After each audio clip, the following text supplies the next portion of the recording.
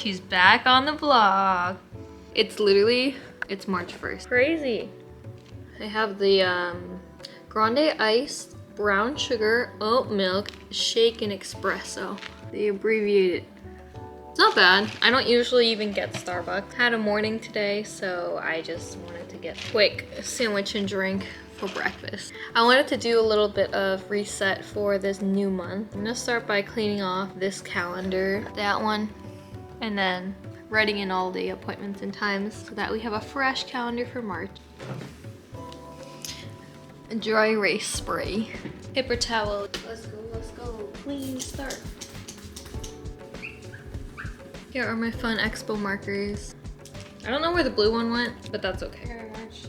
It's got good. The months, there you go. January, February, like the dip. And then March, April, May, June, July, August, September, October, November, December. Wait, I just assume it's 31 days. And that's the only things that we have right now for March. Not too bad, mostly a working month. Okay, we're gonna go over a little reflection on my February 2022 goals. And let me tell you, I didn't hit them, but that's okay. Not gonna beat myself up for it. I know what I went through. March is a new month. Trying my best to work around a little bit of a life change. But you know, what is life without change? Constantly. So I have it up here on my vision board. I pin it to this little clothespin that I covered in tape, and I just been cutting pieces of paper. So the last back was the January goals, and then this one was the February goals. And then I just cut 2 more pieces of paper because I feel like I could have done note cards, index cards, but I don't have those, so I just took them out of my journal. For this February, I wanted to stay consistent and post on YouTube, which I did not. I did not post a single video other than for the first of the month because I feel like I didn't take the time to script out what I wanted to do. I was debating between putting more energy into the Vibely challenge that I have for my clients, and I really enjoy doing that, as well as signing up more in-person clients for me to take on. So those were mainly my focuses. As far as content and the newer brand and business that I wanted to revamp, it kind of took the back burner. I feel like February, my mental health settled into a lower place than usual.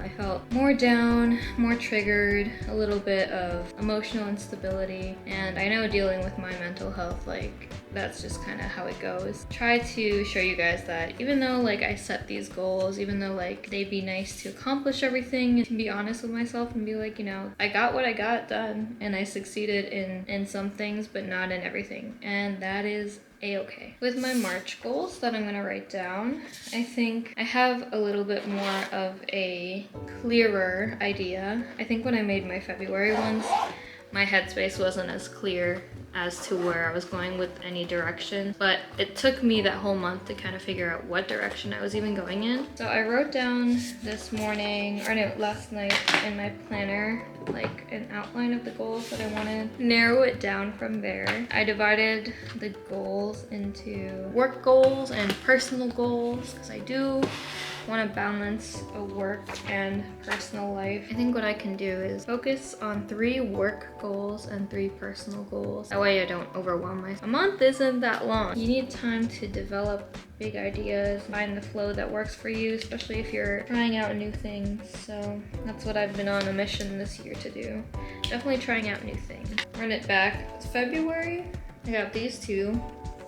And these 3, not as much.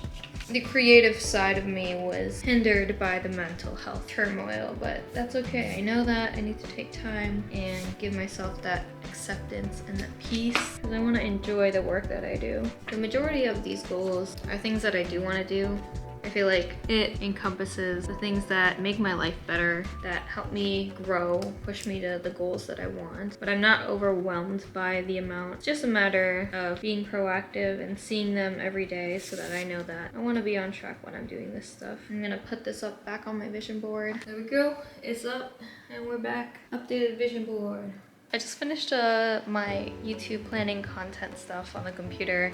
It's about 3 o'clock and I went to go take Sunny for a walk. But it was so nice out, and Speaking of health and wellness, I often tell people to air out their apartments, like fresh, clean air. I'm opening, girl, you please. Fresh air is so good for you. I opened my screen door and also the back here, so there's a good flow of like current. It feels really nice out. I'm super happy because Ohio, not kind with the weather in the winter. Now that it's like 60 degrees. Yes, I've actually had 3 outfit changes today. That's Ohio weather for you. This is gonna be my snack. I'm very excited.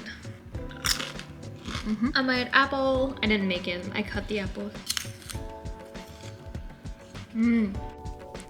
So I mentioned in February that I was taking a little bit of a break because my mental health was suffering, and that was something that personally I knew I needed. I just wanted to come on and talk about a little bit more on why I felt that way. I feel like it would help if anyone else has been going through things like this, just to hear my story and kind of how I go about things. So honestly, mental health is a pain to deal with. It sucks that I didn't understand what was happening to me sooner.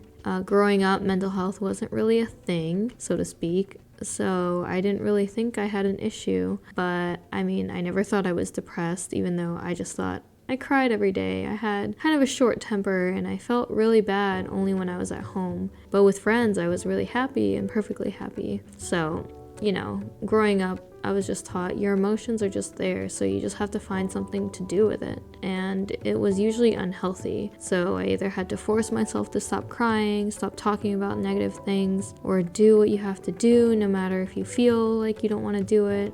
Don't question adults and just be scared and avoid like dangerous risks at all costs. I felt like I was kind of trapped in a prison. And finally, when I got to actually leave and go to college, I gained access to a lot of knowledge and education on mental health naturally through the peers I met and through the courses I were taking. Anyway, fast forward to today. It's about 5 or 6 years later after I've begun learning about this. I think I can analyze what I'm going through mentally on a day-to-day basis, and I was able to build up the courage to seek help and get proper professional guidance. And at this point, I can definitely say I'm better than I was at the beginning of this journey, but mental health is always something that still affects me for sure. It's never going to be perfectly healed, and that's just how it's going to be, and that's okay. I've definitely researched more on how to heal myself in different ways. I love that I found a place for spirituality in my life. I wasn't connected to religion really growing up, but I was drawn to having something as a guide, so finding spirituality, the universe, etc. felt right for me. That's why if you see me posting about spirituality stuff or reading books about trauma or healing, this is why. I do my work for myself and I want to become better, and that just comes from repetition and practice. So thanks for listening to this little excerpt on how my mental health has been. Doing the work now will definitely help improve on my future for sure. Thank you guys so much for watching. I'll see you in the next video. Bye!